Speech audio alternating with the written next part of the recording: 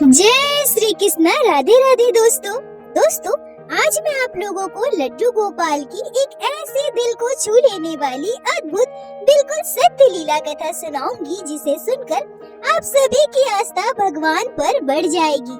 आप सभी अपने आराध्य श्री लड्डू गोपाल की सेवा गहरी लगन और श्रद्धा भाव से करने लगोगे।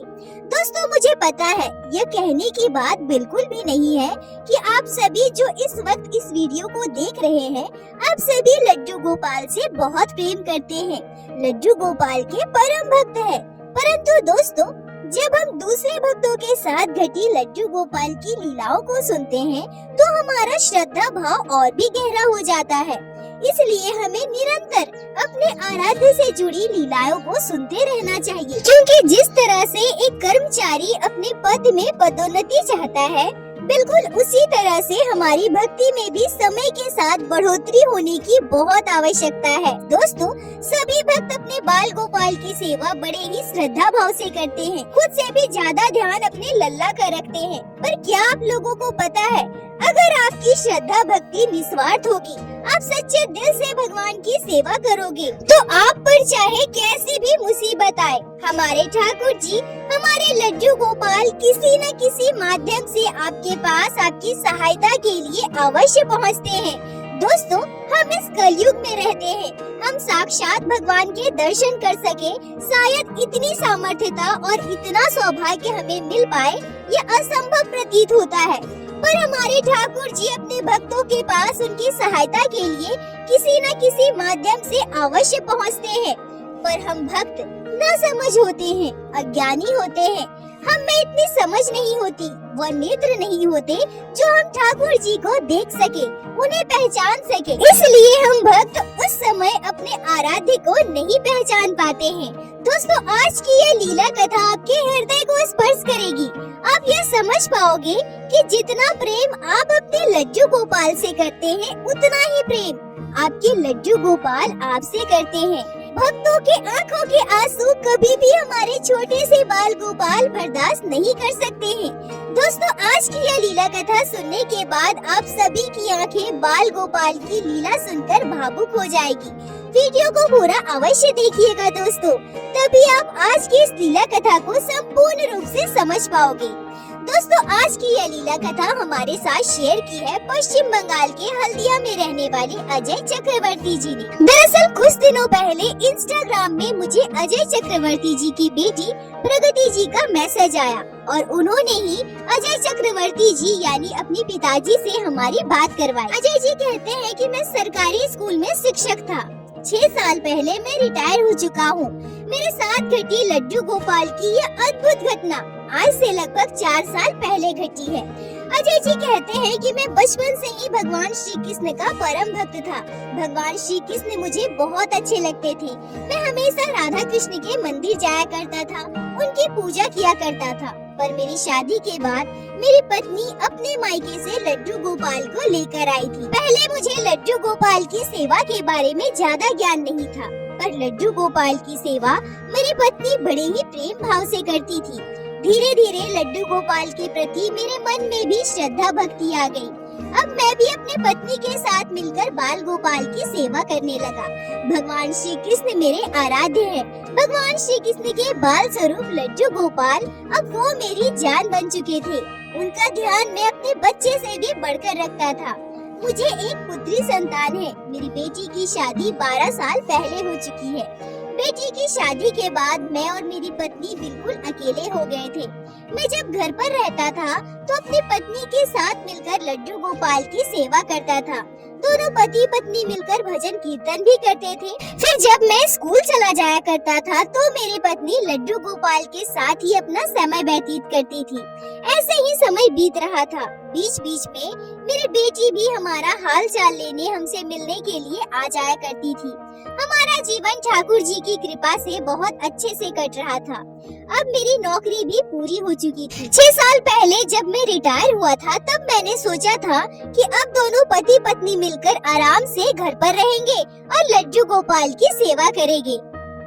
6 साल पहले जब मैं रिटायर्ड हुआ था, तब मैंने सोचा कि अब दोनों पति पत्नी मिलकर आराम से घर पर रहेंगे और लड्डू गोपाल की सेवा करेंगे। अब मैं अपनी सारी जिम्मेदारियों से निवृत्त हो चुका हूँ। पर ठाकुर जी की मर्जी के आगे किसकी चलती है। मेरी रिटायरमेंट के बाद ही मेरी पत्नी की तबीयत खराब हो गई। उसकी तबीयत बहुत बिगड़ गई थी। अब मुझे लड्डू गोपाल की सेवा के साथ साथ अपनी पत्नी की भी सेवा करनी पड़ती थी। धीरे धीरे मेरी पत्नी का स्वास्थ्य बिगड़ता गया और एक वक्त आया जब मेरी पत्नी मुझे छोड़कर चली गई। मेरी पत्नी के जाने के बाद अब मैं घर पर बिल्कुल अकेला हो गया था और मेरी बेटी भला कब तक अपने मायके में रह सकती थी। कुछ दिन मेरी बेटी मेरे पास थी, उसके बाद वो अपने घर चली गई। अब मैं घर पर बिल्कुल अकेला हो गया था। मेरा घर बिल्कुल सूना हो गया था। मैं दिन भर अपने लड्डू गोपाल के साथ ही व्यतीत करता था। बाल गोपाल को लेकर कभी कभी मंदिर चला जाया करता था, तो कभी कभी अपने लड्डू गोपाल को लेकर पार्क में बैठा करता था। घर पर लड्डू गोपाल के साथ कीर्तन भजन भी किया करता था। भगवान श्री कृष्ण के नाम का जाप करता था, राधा रानी का गुणगान करता था। अजय जी कहते हैं कि इन संसार के कामों में मैं इतना व्यस्त हो चुका था, इतना उलझ गया था कि मैं कभी तीर्थ स्थान में दर्शन करने भी नहीं जा पाता था। मैंने तो यही सोच रखा था कि अपने रिटायरमेंट के बाद अपनी पत्नी के साथ ही 4 धाम की यात्रा करूंगा, तीर्थ स्थलों पर जाऊंगा। पर मेरी पत्नी तो मुझे छोड़कर पहले ही चली गई। आज से 4 साल पहले मैंने सोचा कि अब मैं बिल्कुल अकेला हो गया हूँ, घर पर रहकर क्या करूँगा। मुझे तीर्थ स्थान पर दर्शन करने जाना चाहिए, पर मैं सुकून से अकेले दर्शन करना चाहता था। इसलिए मैंने यह तय किया कि मैं अकेले ही तीर्थ स्थान पर दर्शन के लिए जाऊंगा।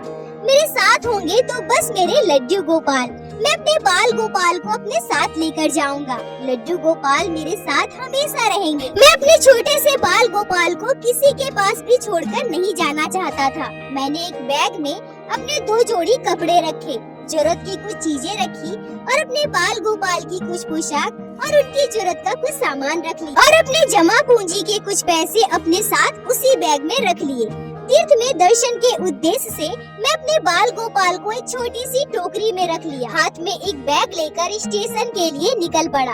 मैंने यह निश्चय किया था कि मैं अपनी यात्रा की शुरुआत मथुरा वृंदावन से करूंगा। मथुरा वृंदावन के उद्देश्य से मैं स्टेशन पहुंचा। अजय जी कहते हैं कि जब मैं ट्रेन के इंतजार में स्टेशन पर बैठा था, तब मेरे पास एक लड़का आता है और वो मुझसे कहता है, सर आप यहाँ, आप कहाँ जा रहे हैं? अजय जी कहते हैं कि वो लड़का मेरे लिए बिल्कुल भी अपरिचित था। मैंने उससे पूछा कि तुम कौन हो? तो वो लड़का मुझसे कहता है, सर मैं आपका स्टूडेंट हूँ, बचपन में मैं आपसे पढ़ा हूँ। अब मैं बड़ा हो गया हूँ ना, शायद इसलिए आप मुझे पहचान नहीं पा रहे हैं। अजय जी कहते हैं कि मैंने भी सोचा कि हो सकता है मैंने कितने सारे बच्चों को स्कूल में पढ़ाया है, ट्यूशन में पढ़ाया है, उसमें से ही कोई होगा, शायद मुझे याद नहीं है। फिर वो लड़का मुझसे पूछता है कि सर आप कहाँ जा रहे हैं? मैंने उससे कहा कि मैं तीर्थ स्थान दर्शन के लिए जा रहा हूँ। मैं सबसे पहले वृंदावन जाऊंगा। मेरी बात सुनकर वो लड़का बहुत खुश हो गया और वो मुझसे कहने लगा, सच में सर आप वृंदावन जाओगे? अरे देखो ना, मैं भी तो वृंदावन ही जा रहा हूँ। चलो ये अच्छा ही हुआ, अब हम दोनों साथ साथ जाएंगे। अजय जी कहते हैं कि उस लड़के ने मुझसे कहा था कि मैं आपका स्टूडेंट था। मैंने भी सोचा कि चलो ठीक है, कोई जान पहचान का अगर साथ होगा तो अच्छा ही है, सफर में कोई दिक्कत नहीं होगी और आराम से बात करते करते हम लोग पहुँच भी जाएंगे। तभी वो लड़का मेरे बगल में रखे हुए टोकरी में मेरे बाल गोपाल को देखता है। उसे देखकर वो लड़का बोलता है, ये लड्डू गोपाल है ना सर? आप लड्डू गोपाल को अपने साथ लेकर जा रहे हैं? मैंने उस लड़के से कहा, हाँ बेटा, ये मेरे बाल गोपाल हैं। मेरे घर में इनकी देखभाल करने वाला, इनकी सेवा करने वाला कोई नहीं है ना, और मैं अपने बाल गोपाल को किसी और के पास नहीं छोड़ना चाहता, इसलिए मैं अपने लड्डू गोपाल को साथ लेकर जा रहा हूँ। अजय जी कहते हैं कि मेरी बात सुनकर वो लड़का अपना मुंह छुपाकर हंसने लगा। मुझे यह थोड़ा अजीब लगा। मैंने उससे पूछा कि क्या हुआ बेटा, तुम हंस रहे हो क्या? तो वो लड़का मुझसे कहता है, अरे नहीं नहीं सर, वो क्या है ना, ऐसा मैंने आज तक बस फिल्मों में ही देखा था, रियल लाइफ में मैंने ऐसा कभी देखा ही नहीं, ना ही सुना है। भगवान की मूर्ति से इतना लगाव, इसलिए थोड़ा अजीब सा लगा, आप बुरा मत मानना सर। अजय जी कहते हैं कि मैंने मन ही मन में सोचा कि यह लड़का वृंदावन जा रहा है, ठाकुर जी के दर्शन करने जा रहा है और हमारे प्यारे से लड्डू गोपाल के बारे में ऐसा सोचता है। खैर कोई नहीं, शायद इसे लड्डू गोपाल के बारे में ज्यादा ज्ञान नहीं होगा, इसलिए ऐसा सोचता होगा, और मैंने इस बारे में ज्यादा ध्यान भी नहीं दिया। थोड़ी देर बाद हमारी ट्रेन आ गई। वो लड़का मेरा बैग उठा लिया और मुझसे कहने लगा, सर आप मेरे साथ आओ, मैं आपका बैग उठा लेता हूँ। फिर मैं खुशी खुशी उस लड़के के साथ ट्रेन में बैठ गया। रास्ते में हमारी बातचीत होती रही। थोड़ी थोड़ी देर में वो लड़का अपने बैग से कुछ न कुछ निकाल कर खा रहा था और मुझे बार बार पूछ रहा था, सर आपको खाना है? लो ना थोड़ा सा खा कर देखिए, बहुत अच्छा लग रहा है, थोड़ा सा तो खा लीजिए सर। पर क्योंकि मैं दोपहर का भोजन करके ट्रेन में बैठा था, इसलिए मुझे भूख ही नहीं थी। मैं बार बार उसे मना कर रहा था। मैं उसे बोल रहा था, नहीं बेटा तुम खाओ, मुझे बिल्कुल भी भूख नहीं है। पर थोड़ी देर के बाद अब शाम हो चुकी थी। शाम को ट्रेन एक स्टेशन पर रुकी थी। लड़का नीचे उतरा और अपने हाथ में 2 चाय की प्याली लेकर आया और मुझसे कहता है, सर आप चाय तो पियोगे ना? अजय जी कहते हैं कि मेरे सामने चाय का प्याला लेकर वो लड़का खड़ा था। मैं खुद को रोक नहीं पाया क्योंकि मुझे चाय पीना बहुत पसंद है। मैं दिन भर में 3-4 बार चाय पी लेता हूँ और वैसे भी शाम हो रही थी, मुझे चाय की तलब लग रही थी। मैंने उस लड़के से कहा कि हाँ बेटा लाओ, मैं चाय पी लूंगा, और फिर हम दोनों चाय पीने लगे। और तभी मेरे साथ घटती है वो भयानक घटना। चाय पीते ही मेरी तबीयत बिगड़ने लगी। मेरे मुंह से आवाज नहीं निकल रहा था। मेरे आंखों के आगे अंधेरा सा छा रहा था। मैं अधखुली आंखों से यह देख पा रहा था कि वो लड़का मेरा बैग लेकर और मेरे लड्डू गोपाल की टोकरी को लेकर ट्रेन से बाहर जा रहा है। मेरी तबीयत धीरे धीरे इतनी बिगड़ चुकी थी कि मेरे मुंह से अब बिल्कुल भी आवाज नहीं निकल रही थी।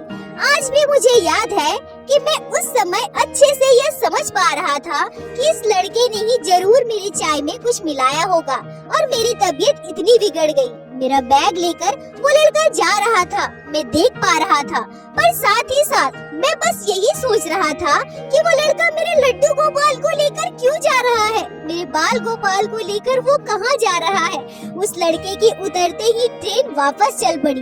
मेरी तबीयत बिगड़ते देख मेरे आसपास बैठे यात्री मेरे पास आ गए। ट्रेन स्टेशन से चल चुकी थी। मेरे पास बैठे यात्रियों को यह पता भी नहीं था कि मेरे साथ क्या हुआ है, मेरे साथ उस लड़के ने क्या किया है। सभी को बस यही लग रहा था कि मेरी तबीयत बिगड़ रही है। मैं धीरे धीरे बेसुध हो रहा था। मेरी तबीयत बिगड़ती जा रही थी। पर मुझे याद है मेरे साथ वाले यात्री मेरा बैग ढूंढ रहे थे। जब उन्हें बैग नहीं मिला तब उन्होंने मेरे जेब में हाथ डालकर मेरा मोबाइल निकाला और मेरी बेटी को कॉल किया। मेरी बेटी ने मुझे बताया कि उसे फोन पर कहा गया था कि पिताजी की तबीयत बिगड़ रही है। मेरी बेटी ने उन यात्रियों से कहा कि हम लोग जल्दी से जल्दी पहुंच रहे हैं, कृपया करके आप सभी मेरे पिताजी का ध्यान रखिए। यात्रियों ने टीटी को बुलाया और टीटी को मेरी तबीयत के बारे में बताया। अगले स्टेशन पर मुझे उतार दिया गया। तब तक मेरी हालत इतनी खराब हो चुकी थी कि मैं बस खून की उल्टियाँ कर रहा था। पर इतनी तकलीफ के बावजूद इस अवस्था में भी मेरे मन में बस एक ही बात चल रही थी, मेरे लड्डू गोपाल कहाँ है? मेरे लड्डू गोपाल को लेकर वो कहाँ चला गया? मेरी तबीयत इतनी खराब देखकर टीटी ने कहा कि तुरंत इन्हें अस्पताल में एडमिट किया जाए। पर मेरे साथ वहाँ कोई भी नहीं था। पर यहाँ एक आश्चर्य करने वाली घटना घटती है। एक लड़का, ज्यादा से ज्यादा उसकी उम्र लगभग 23-24 साल की रही होगी, वो मेरे पास आकर खड़ा हो जाता है। मैं बेसुध अवस्था में था। मैं कुछ बोल नहीं पा रहा था, पर मैं सब कुछ सुन पा रहा था। मैं महसूस कर पा रहा था कि मेरे आसपास कौन लोग खड़े हैं। वो लड़का अपने हाथों से मेरे मुंह का खून साफ करता है, मेरे मुंह को अच्छे से पानी से धोता है और मुझे लेकर अस्पताल जाता है। अजय जी कहते हैं कि हमें डॉक्टरों के जरिए बाद में पता चला कि वो लड़का जब मुझे अस्पताल लेकर आया था तब उसने मेरे साथ घटी पूरी घटना डॉक्टर को बताई थी। उसने यह बताया था कि कैसे मुझे लूटपाट के इरादे से मेरी चाय में जहर मिलाया गया। डॉक्टर ने मेरी हालत देखने के बाद उस लड़के से कहा कि जल्द से जल्द इन्हें अस्पताल में एडमिट कर दीजिए, हम इनका इलाज शुरू करते हैं। डॉक्टर ने जब उस लड़के से यह पूछा कि आप पेशेंट के कौन हैं, तब वो लड़का डॉक्टर से बताया कि मैं उनका बेटा हूँ और ये मेरे बाबा है। अजय जी कहते हैं कि खुद को मेरा बेटा बताकर और मुझे अपना पिता बताकर उस लड़के ने मुझे अस्पताल में एडमिट करवाया था। डॉक्टर से हमें यह भी पता चला कि वो लड़का वहीं बैठकर मेरे स्वस्थ होने का इंतजार कर रहा था और बार बार डॉक्टर से पूछ रहा था कि मेरे बाबा ठीक तो हो जाएंगे ना, कितना समय और लगेगा उन्हें ठीक होने में। डॉक्टर ने उस लड़के से कहा कि 72 घंटे हम कुछ नहीं कह सकते, 72 घंटे बीत जाने के बाद वो खतरे से बाहर हो जाएंगे। वो लड़का वहीं बाहर बेंच में बैठकर मेरे ठीक होने का इंतजार कर रहा था। कुछ घंटे बाद मेरी बेटी, मेरा दामाद भी अस्पताल पहुंच चुके थे। उस समय भी मेरी हालत बहुत खराब थी, मेरा इलाज चल रहा था। मेरी बेटी, दामाद कोई भी समझ नहीं पा रहे थे कि मेरे साथ ऐसा कौन कर सकता है, कौन मुझे जहर दे सकता है, लूटपाट के इरादे से कौन मेरे साथ इतना बुरा कर सकता है। अजय जी कहते हैं कि लड्डू गोपाल की कृपा से 72 घंटे बीत जाने के बाद मुझे होश आता है। डॉक्टर ने बताया कि अब मैं खतरे से बाहर हूँ। अब मैं बार बार बस उस लड़के के बारे में पूछ रहा था जो मुझे यहाँ लेकर अस्पताल आया था, पर वो लड़का कहाँ है, कहाँ चला गया? किसी ने तो अब तक उस लड़के को देखा भी नहीं। अजय जी कहते हैं कि मुझे होश आने के बाद मैं बार बार अपनी बेटी से पूछे जा रहा था कि वो लड़का कहाँ है, कहाँ चला गया जो मुझे यहाँ लेकर आया था। पर मेरी बेटी, दामाद को कुछ भी नहीं पता था क्योंकि उन लोगों ने खुद किसी लड़के को वहाँ नहीं देखा था। मैं डॉक्टर से पूछने लगा कि वो लड़का कौन था जो मुझे यहाँ लेकर आया था। डॉक्टर भी आश्चर्य थे, हैरान थे। डॉक्टरों का कहना था कि उसने तो खुद को आपका बेटा बताया था, आपको उसका पिता बताया था। उसने बताया कि उसका नाम दामोदर नाथ है। अगर वो आपको समय से अस्पताल लेकर नहीं आता तो आपके साथ बहुत बुरा हो सकता था, यहाँ तक कि आपकी जान भी जा सकती थी। अजय जी कहते हैं कि इससे भी आश्चर्य करने वाली बात जिसे सुनकर उस दिन मैं सन्न रह गया था। डॉक्टरों ने बताया कि उस लड़के ने अस्पताल में मुझे एडमिट करवाते समय यह कहा था कि मेरे बाबा यानी कि मैं वृंदावन ठाकुर जी के दर्शन करने जा रहा था और किसी लड़के ने लूटपाट के इरादे से मेरे चाय में जहर मिला दिया और उस लड़के ने ही मेरा नाम अजय चक्रवर्ती डॉक्टर को बताया था और मेरे फॉर्म में नाम लिखवाया था। अजय जी कहते हैं कि मैं बिल्कुल आश्चर्य था, ये सारी बातें उस लड़के को कैसे पता चला? मैं तो बेसुध अवस्था में था। मेरे साथ क्या हुआ, क्या घटना घटी, यह बस मुझे पता था। मैंने वहाँ किसी को भी कुछ नहीं बताया था। मैं तो खुद बेसुध था, मैं किसी को क्या बताता। और वो लड़का जो मुझे यहाँ अस्पताल लेकर आया है वो तो मुझे स्टेशन पर मिला था जब मेरी हालत बहुत खराब थी। तो उससे मेरे साथ घटी घटना के बारे में, मेरा नाम, सब कुछ कैसे पता चला? तभी अचानक से मुझे याद आता है, मेरे लड्डू गोपाल कहाँ है, मेरे बाल गोपाल कहाँ है? ऐसा लग रहा था मानो मेरे बाल गोपाल ने अचानक से मुझसे कहा हो, बाबा अब मुझे भूल गए बाबा। अजय जी कहते हैं कि मुझे पता था मेरे बाल गोपाल को लेकर वो लड़का जा चुका है। मेरे बैग के साथ साथ मेरे लड्डू गोपाल को भी वो लेकर गया था, पर अचानक से लड्डू गोपाल मुझे याद आ गए। मेरी बेटी, दामाद, डॉक्टर और अस्पताल के कुछ स्टाफ वहाँ खड़े थे। मैं उनसे कहने लगा, मेरे लड्डू गोपाल कहाँ है? अजय जी कहते हैं कि सब कुछ पता होते हुए भी मैं बार बार अपने बाल गोपाल को ढूंढ रहा था।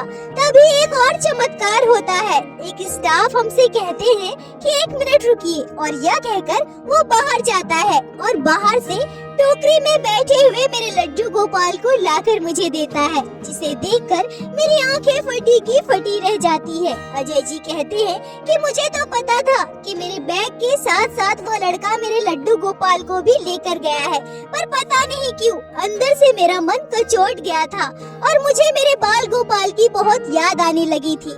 और तभी वहाँ का एक स्टाफ मुझे लड्डू गोपाल ला कर देता है। मैंने उससे पूछा कि मेरे बाल गोपाल कहाँ मिले आपको, और तभी वो स्टाफ जो बताता है उसे सुनकर रोंगटे खड़े हो जाते हैं। वो बताता है कि जो लड़का आपको यहाँ एडमिट करने आया था ना, उसी ने ये लड्डू गोपाल हमें दिया है। उसने कहा कि जब आप ठीक हो जाए तो आपको आपके लड्डू गोपाल वापस दे दे। मैंने भी यह टोकरी यहीं ऊपर में रख दी थी, मुझे भी याद नहीं था। अभी आपने कहा तो मुझे याद आ गया। अजय जी कहते हैं कि जब मैं सभी को अपने साथ घटे घटना के बारे में बताता हूँ और उस लड़के के बारे में बताता हूँ जो मुझे यहाँ लेकर आया था, जब मैं सबको पूरी बात बताता हूँ तो हॉस्पिटल के डॉक्टर, स्टाफ, मेरी बेटी, दामाद सभी आश्चर्य थे। किसी को समझ में नहीं आ रहा था कि वो लड़का कौन था। तभी गहराई से सोचने पर हमें यह समझ आता है कि वो लड़का और कोई नहीं, हमारे भगवान श्री कृष्ण, मेरे प्यारे लड्डू गोपाल ही थे। दोस्तों, भगवान किस रूप में अपने भक्त की सहायता के लिए पहुँचे, यह कह पाना बिल्कुल नामुमकिन है। भगवान हर समय हर पल एक सच्चे भक्त के साथ होते हैं और उनके प्राणों की रक्षा करने के लिए उन पर आई मुसीबतों से उन्हें बचाने के लिए अवश्य आते हैं। अजय जी कहते हैं कि कुछ दिनों के बाद मैं स्वस्थ हो गया और अपने घर आ गया। घर आकर मैं बार बार अपने लड्डू गोपाल को धन्यवाद करने लगा। उनसे कहने लगा कि हे मेरे ठाकुर जी, मैं तो आपके दर्शन करने के लिए आपकी नगरी वृंदावन आ रहा था, पर आप तो मेरे साथ ही थे, मेरे पास थे। ये आपने इस लीला के जरिए मुझे समझा दिया। मेरे ठाकुर जी, आप अपने भक्तों से कितना प्रेम करते हैं। अपने भक्त के प्राण की रक्षा के लिए आप अपने वृंदावन धाम को छोड़कर मेरे पास आ गए, मेरी सहायता करने आ गए। आप धन्य हो प्रभु। हे मेरे ठाकुर जी, मेरे लड्डू गोपाल, आप धन्य हो। अजय जी, आपका बहुत बहुत धन्यवाद जो आपने ठाकुर जी के, हमारे लड्डू गोपाल की इस अद्भुत लीला कथा को मेरे साथ शेयर की, जिसे मैं हमारे चैनल के माध्यम से बाकी सारे भक्तों तक पहुंचा सकी। अपना साथ और प्यार ऐसे ही बनाए रखें। दोस्तों, आज की यह लीला कथा सच में हृदय को स्पर्श कर लेने वाली है। हमारे ठाकुर जी हमारे साथ है। भक्तों की रक्षा के लिए हमेशा हमारे बाल गोपाल उनके साथ चलते हैं। इसलिए दोस्तों, सच्चे दिल से, सच्चे मन से, निस्वार्थ भाव से लड्डू गोपाल की सेवा कीजिए। फिर देखना दोस्तों, आप भी अपने लड्डू गोपाल की लीलाओं को महसूस कर पाओगे। और मेरे साथ एक बार प्रेम से कहिए, बोलो बाके बिहारी लाल की जय, लड्डू गोपाल की जय, जय जय श्री राधे। दोस्तों, यदि आप लोगों को आज की यह लीला कथा अच्छी लगी हो, आपके हृदय को स्पर्श की हो, तो कृपया वीडियो को लाइक करके अपने दोस्तों के साथ शेयर अवश्य करें, जिससे बाकी भक्त भी लड्डू गोपाल की इस अद्भुत लीला कथा को श्रवण कर सके। और हमारे चैनल को सब्सक्राइब करें, जिससे प्रतिदिन आप लोग हमारे चैनल पे श्री बाके बिहारी श्री लड्डू गोपाल की लीला कथा सुन सके। दोस्तों, यदि आपके जीवन में घटी हो कोई भी चमत्कारी घटना या लड्डू गोपाल ने कभी भी की हो कोई भी लीला, जिसे आप हम सभी के साथ शेयर करना चाहते हैं, तो कृपया हमें इंस्टाग्राम पे मैसेज करें। हम आपसे कांटेक्ट करेंगे और आपकी उस लीला कथा को हमारे चैनल पे बाकी सारे भक्तों के साथ शेयर अवश्य करेंगे। लड्डू गोपाल की कृपा आप पर और आपके पूरे परिवार पर बनी रहे। राधे राधे दोस्तों।